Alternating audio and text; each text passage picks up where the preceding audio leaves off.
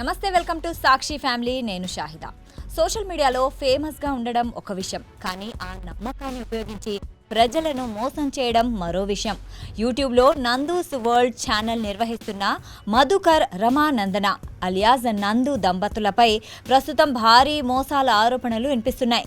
యూకేలో ఉద్యోగాలు, స్టూడెంట్ వీసాలు, డిపెండెంట్ వీసాలు ఇప్పిస్తామని నమ్మించి తెలుగు రాష్ట్రాలకు చెందిన చాలామంది నిరుద్యోగుల నుంచి లక్షల రూపాయలు వసూలు చేసినట్లు బాధితులు ఆరోపిస్తున్నారు.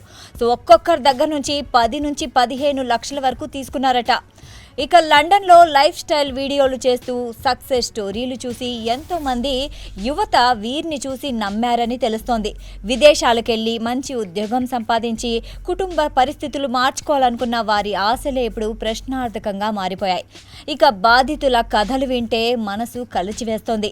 ఒక బాధితుడు ఏమంటున్నారంటే, కొడుకును యూకే పంపించాలని అప్పులు చేసి మరీ డబ్బులు ఇచ్చారట. ఇంకొకళ్ళు నగలు తాకట్టు పెట్టి మరీ డబ్బులు ఇచ్చారట.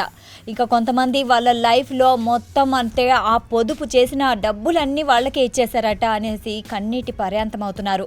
ఒక బాధితుడు చెప్పిన మాటలు అందరినీ కలిసివేస్తున్నాయి. మేము డబ్బులు మాత్రమే కోల్పోలేదు, మా భవిష్యత్తునే కోల్పోయామంటున్నారు. సో ఇంకొక బాధితుడు ఏమన్నారంటే, యూకే వెళ్ళి కుటుంబాన్ని ఆదుకోవాలి అనుకున్నాను, ఇప్పుడు అప్పులు ఎలా తీర్చుకోవాలో కూడా అర్థం కావట్లేదు అని ఆవేదన వ్యక్తం చేశాడు. ఎన్టీఆర్ జిల్లా ఇబ్రహీంపట్నంలో బాధితులు పోలీసులకు ఫిర్యాదు చేయడంతో ఈ వ్యవహారం మొత్తం వెలుగులోకి వచ్చింది. ప్రస్తుతం పోలీసులు కేసు నమోదు చేసి దర్యాప్తు చేస్తున్నారు. నిందితుల కోసం లుకౌట్ నోటీసులు కూడా జారీ చేసినట్లు సమాచారం.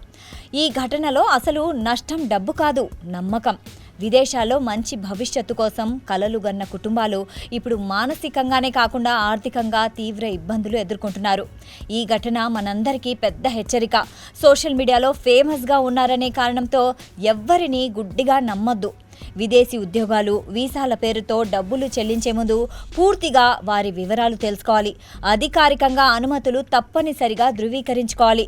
ఎందుకంటే డబ్బు పోతే మళ్ళీ సంపాదించవచ్చు, కానీ విరిగిపోయిన కలలను తిరిగి కొనలేము. ఈ కేసులో నిజానిజాలు దర్యాప్తులో తేలాల్సి ఉంది. కానీ బాధితుల కన్నీళ్లు మాత్రం ఒక పెద్ద హెచ్చరికగా నిలుస్తున్నాయి. ఇలా చాలామంది మోసపోతున్నారు. మొన్నటి వరకు ఆశురెడ్డి, ఇప్పుడు నందు మన చుట్టూ ఉంటూ, మన కళ్ళ ముందు కనిపిస్తూ, మన ఇంట్లో వాళ్ళలాగా ఉంటూనే, మనకు కబుర్లు చెబుతూనే మనల్ని నట్టేటా ముంచేస్తున్నారు. ఈ ఘటనపై మీ అభిప్రాయం ఏంటి? కామెంట్ చేసి తెలియజేయండి. సాక్షి టీవీ ప్రసారాలను నిలిపివేయడం చట్టరీత్యా నేరం. సాక్షి టీవీ ప్రసారాల కోసం మీ స్థానిక కేబుల్ ఆపరేటర్ని వెంటనే సంప్రదించండి. డిటిహెచ్లో, ఇంటర్నెట్లో కూడా సాక్షి టీవీ ప్రసారాలను వీక్షించవచ్చు.